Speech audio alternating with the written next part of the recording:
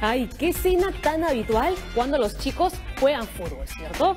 Estirones, calambres y hasta lesiones y todo porque no han calentado adecuadamente. ¿Quieres saber cuáles son las lesiones más comunes y qué tratamientos debemos realizar para una correcta rehabilitación? No se muevan porque no hay en salud. Se lo contamos. Bienvenidos.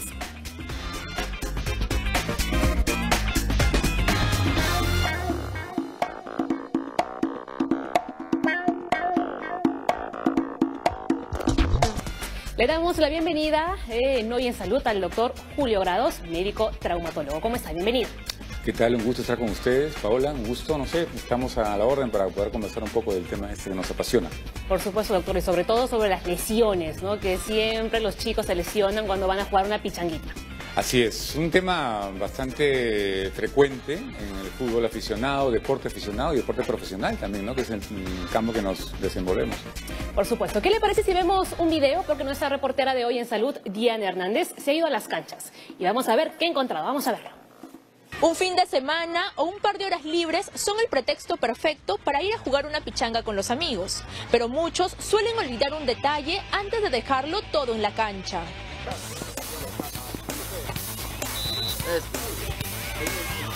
¿Sabías la importancia del calentamiento previo? No, antes no, ahora sí, desde que mis compañeros sufrieron una lesión, le tomo más importancia lo que es el calentamiento. No calentaba porque desconocía eso, siempre empezaba a jugar nada más.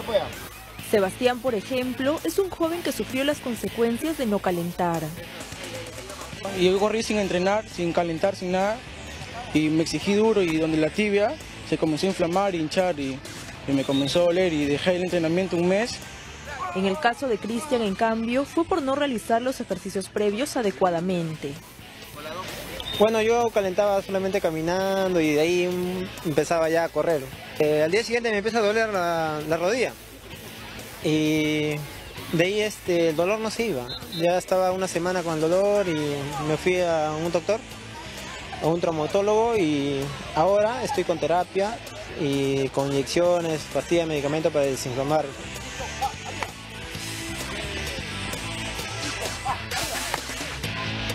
Es muy importante hoy día en la actualidad que debemos realizar toda actividad física con un calentamiento y activación fisiológica de 10 a 15 minutos para que los tendones, los músculos, los ligamentos se estiren debidamente. Realizar ejercicios de calentamiento es de suma importancia, pues ayuda a reducir las posibilidades de sufrir alguna lesión y no tener que disfrutar de los goles desde la banca.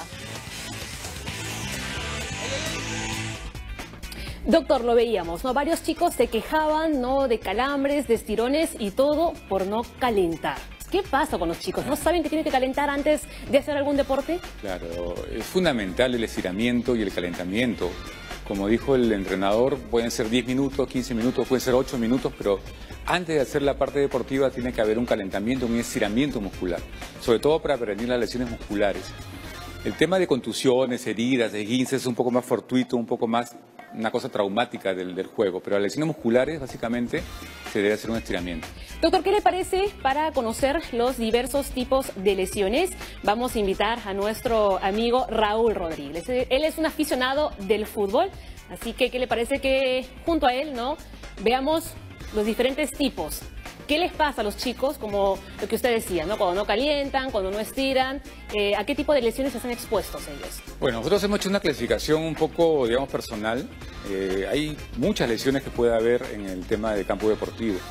Por ejemplo, una contusión, un golpe simple, por ejemplo, a nivel de arquero, a nivel de jugador de campo. En la parte frontal es una lesión importante. Por ejemplo, un arquero sale de una bola dividida, contusión frontal, noqueado. Traumatismo encefalocraniano. Región frontal es muy importante, la región parietal o temporal. Otro tipo de lesiones pueden ser las heridas, que son frecuentes en el fútbol. Vemos las heridas en el arco superciliar de la cabeza, en la parte de acá, que nos cuesta tanto trabajo poner las redecillas para cohibir el sangrado, que a veces impide que el jugador pueda seguir compitiendo. Otro tipo de lesiones pueden ser los esguinces. Por ejemplo, en la rodilla, el ligamento interno es el más frecuentemente lesionado en cuanto a esguince de rodilla. Y en el tobillo, en la parte externa. El tobillo generalmente se dobla hacia adentro por un tema de temas biomecánicos, unas razones biomecánicas básicamente del cuerpo.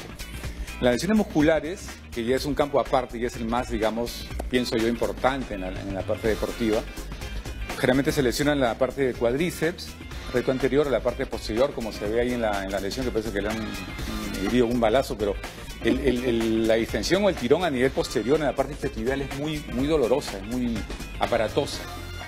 Y en los gemelos también, esa parte de acá, sobre todo el gemelo interno, se lesiona muy frecuentemente. Sí. Y los frena en seco, ¿no, doctor? Totalmente. Ya viste ahora, creo que Usain Bolt corriendo se cae desparramado porque es una lesión muscular. Claro, y no puedo seguir ya con la carrera. O, por ejemplo, las roturas tendinosas, por ejemplo, de Aquiles, en esta parte de acá, son también muy aparatosas. Y son peligrosas también esas. Claro, eso es quirúrgico, hay que operarlas. Es sencilla la operación, pero requiere varios meses de recuperación, ¿no? 3 meses, 4 meses. Y así. Raúl, tú eres un aficionado al fútbol. ¿Cada cuánto tiempo te gusta jugar tus pichangas? Bueno, así es. A mí en realidad juego una vez por semana con los amigos o con la gente del trabajo.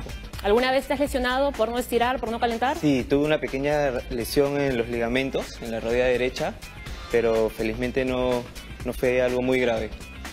Doctor, claro, en rodilla, por ejemplo, en la parte articular que hablábamos antes del programa, la parte articular en rodilla es muy amplia, o sea, es un mundo aparte la rodilla. Hay tantos ligamentos, meniscos, cápsula articular, que hay que hacer sobre todo un buen diagnóstico.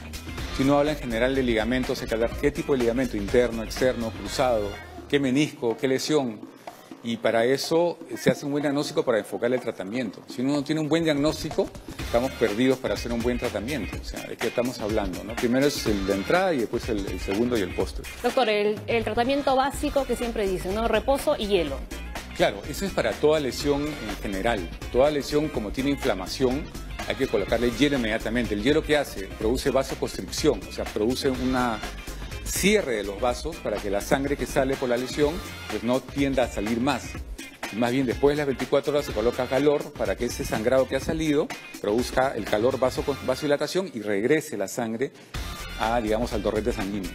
Eso en general, pero siempre repito, es bueno hacer un diagnóstico de la lesión. Y no abusar a veces de las resonancias, ¿no? Porque a veces uno pide resonancia por cualquier cosa.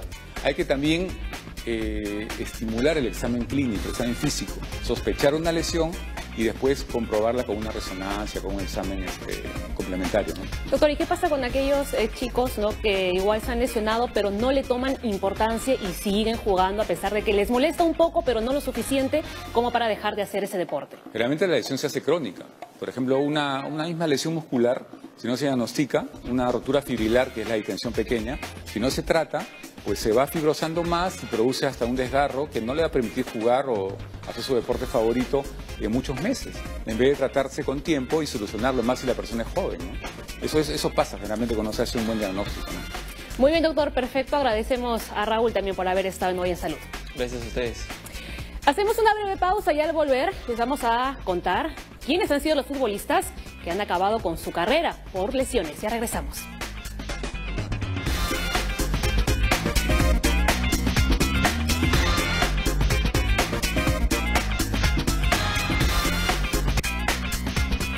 Ya estamos de regreso en Hoy en Salud y volvemos con lo anunciado. ¿Quieres saber cuáles son los futbolistas que dejaron una prometedora carrera a causa de las lesiones?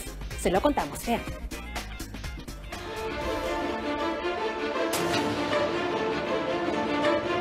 Esguinces, desgarros o contracturas que ni los grandes del fútbol pueden esquivar. Estos, por ejemplo, son algunos jugadores que tuvieron una accidentada trayectoria o se vieron obligados a ponerle un alto a una prometedora carrera a causa de algunas lesiones.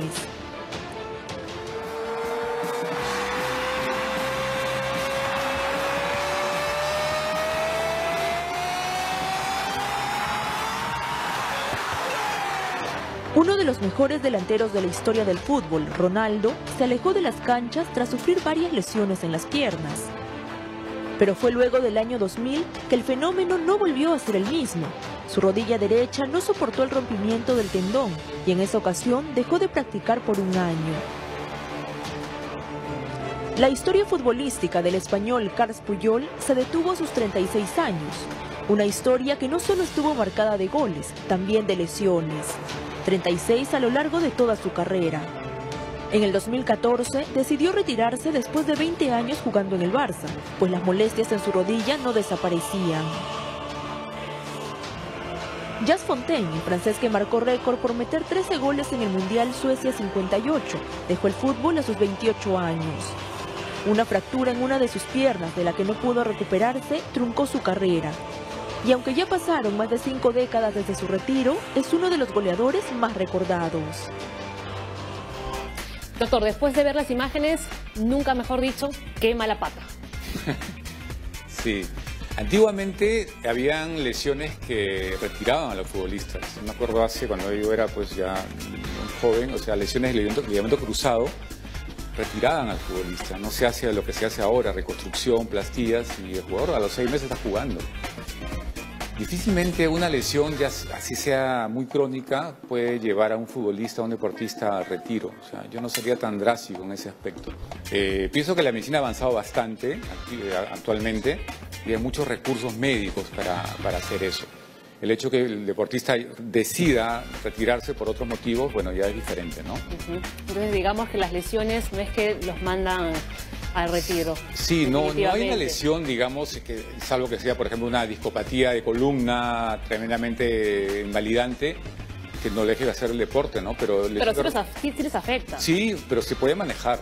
Nosotros estamos para eso, o sea, estamos para manejar eso. Temas de lesiones de cruzado, musculares, tendinosas, articulares, pubálgicas, o sea, tiene solución médica. Doctor, pero después de una lesión, ¿ellos siguen rindiendo igual? Yo creo que con la actualidad médica, sí. Hay que, de repente toma un poco de tiempo, es un proceso fisiológico, retomar todo lo que es el engranaje físico, técnico, táctico, pero sí, estamos para eso. No, porque veíamos a Ronaldo que incluso 1 año no había pisado las canchas. Claro, demora bastante, pero si se hace la integración tendinosa, ligamentaria en el organismo, el futbolista queda, o el deportista queda apto. Perfecto. ¿Qué le parece si ahora vemos otros problemas que se presentan? Como por ejemplo las lesiones ortopédicas. ¿Qué significa esto?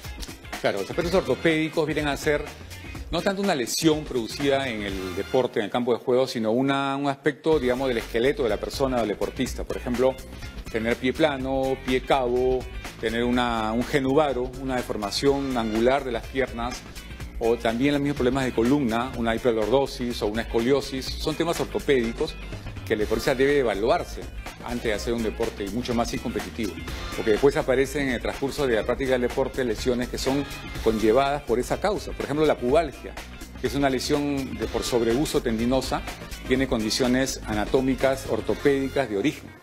Hiperlordosis, pie plano, pie cabo, que hay que estudiarlas, como digo a continuación. Es un aspecto muy importante, el aspecto ortopédico, que se descuida muchas veces porque no se hace un estudio, digamos, previo para hacer el deporte. O la persona es terca, ¿no? A pesar de que tiene eso y... Claro, por ejemplo, tiene un pie plano de 3er grado y quiere ser deportista o futbolista, o sea, no puede ni correr bien, o sea, hay que estudiarse eso bien.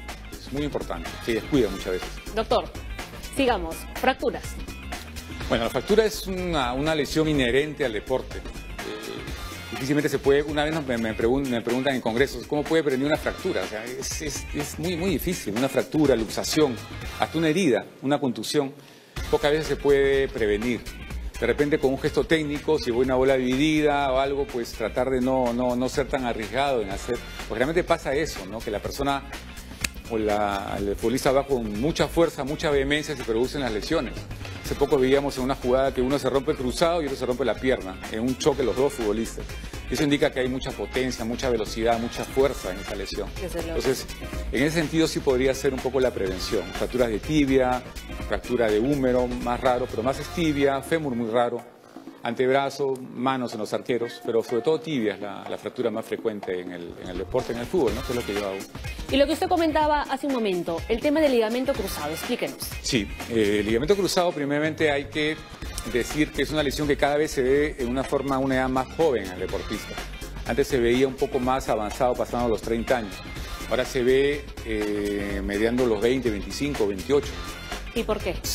Es una torsión de la rodilla con un choque, pero realmente hay un poco de torsión de rodilla. Es un mecanismo del juego. En este caso de fútbol, puede haber en el vóley también es muy frecuente, por los saltos del voleibolista, la caída en el piso y torsión o giro, el impacto, digamos, de la rodilla. ¿No? Entonces se rompe el ligamento cruzado anterior, que es el elemento que estabiliza en el plano antero-posterior de la rodilla. y eso es incompetente con la práctica deportiva profesional. De repente un deportista que no es profesional podría compensar con un tema muscular, pero si es competitivo hay que hacer una reconstrucción del aparato ligamentario, con injertos, técnicas quirúrgicas que uno hace, ¿no? Doctor, ya para finalizar, infecciones, tendinitis. Infecciones es muy importante en el tema, sobre todo de niñez y adolescente. Por ejemplo, hay niños que practican deporte, que se producen golpes haciendo su práctica deportiva y lo dejan pasar, ponen hielo, dan antiinflamatorios y al día siguiente empiezan con dolores y a los 3 días están con fiebre y pueden producir problemas como osteomielitis, artritis infecciosas en rodillas que pasan desapercibidos y no se piensa en eso. Y eso porque se ha infectado la herida. Así es, la contusión hace que la sangre se localiza en esa parte del niño con una lesión ósea y se puede provocar infección. Eso hay que pensarlo, si no se piensa en esa lesión, no se va a diagnosticar. Doctor, creo que un tip no muy bueno para todos los que practican el fútbol es aplicarse esas pomadas para calentar el músculo. La pomada como salicilato de repente, como anestésico, pero no solamente para eso, ¿no? O sea, es mejor, como repito, hacer un buen estiramiento, un calentamiento y de repente cuando hay una lesión hacer un buen diagnóstico. Entonces digamos que es un mito lo de la pomada. Para mí sí. Muy bien, doctor, y ahora vamos a ver otros tips de la mano de Carlos Basombrío. Ahora unos tips para mis amigos amantes del fútbol. Recomendable hacer un buen calentamiento antes de practicar el fútbol y un buen estiramiento para evitar las lesiones. En el momento de estar jugando nuestro partido y alguno de los jugadores sufre una lesión, es importante la zona afectada no ser manipulada hasta ser asistido por un especialista. Es importante durante su partido darse una pausa para poder hidratarse, para evitar una descompensación. Bueno, ahora sí, con estas recomendaciones ya pueden seguir disfrutando de su deporte. Ahí estaban los tips de Carlos Basombrío, pero también tenemos preguntas de nuestros televidentes. Vamos a ver la primera. Doctor, la primera dice, ¿es necesaria la cirugía para el caso de rotura de ligamento cruzado? Si es deportista competitivo, 30 años máximo, 35, hay que pensarlo. Sí, hay que hacer una reconstrucción del ligamento cruzado. Hay varias técnicas, tenor rotuliano, injertos de cadáver, pero la mejor me parece que es la de tenor rotuliano. Pero hay que ver bien la indicación. El último paciente que operamos tenía 45 años, jugaba de core 2 veces por semana y al final la verdad que pierde el tema laboral, es un tema que hay que englobarlo. Pero si es profesional, tiene menos de 30 años, ojos cerrados. Muy bien, estaba la duda aclarada. Y la segunda pregunta dice, doctor, ¿cuánto tiempo toma recuperarse de un esguince de tobillo? Hay que diagnosticar, nuevamente vuelvo a lo mismo, qué tipo de esguince es, esguince primero, segundo, tercer grado. Si es tercer grado, el tobillo está muy hinchado, se puede asociar con una fractura, que efectivamente se toma tiempo, puede ser 3, 4 semanas. Si es un esguince de segundo grado, que es lo más frecuente en el futbolista o el deportista, pues toma hielo, rehabilitación, agentes físicos y después un periodo de unos días de fortalecimiento, que es lo que se obvia muchas veces en los hospitales clínicas. Fortalecimiento se hace con ligas, con terabanes, con platos de discobolo que se llama, haciendo un poquito de inestabilidad para fortalecer el ligamento, no fortalecimiento de músculo.